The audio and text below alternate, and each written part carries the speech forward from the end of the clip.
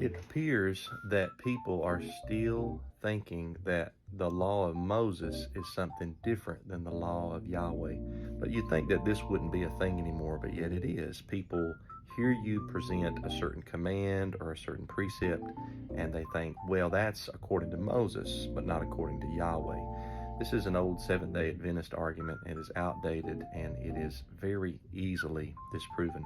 The reason why the law is often called the law of Moses in the Bible is because after Yahweh gave the Ten Commandments verbally with his own voice, with his mouth in Exodus 20, the people were trembling because of the awesomeness and, might I say, fierceness of Almighty Yahweh.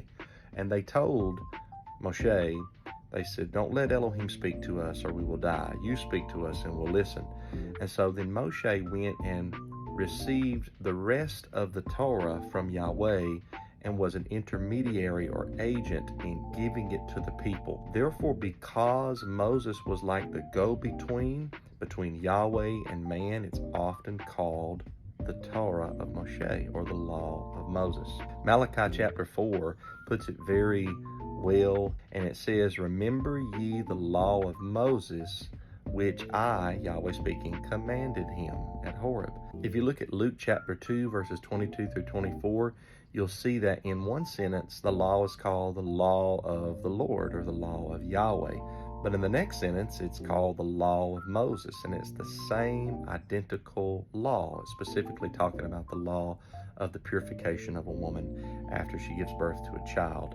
In John chapter 7, verse 19, Yeshua himself tells some Jewish leaders, did not Moses give you the law, yet none of you keeps the law?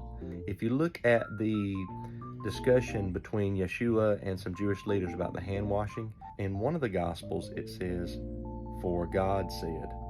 But in the other Gospel it says, for Moses said. So the law of Yahweh and the law of Moses are one and the same. It is always a bad argument when somebody tries to tell you we don't have to keep these certain sets of laws because they're from Moses. No.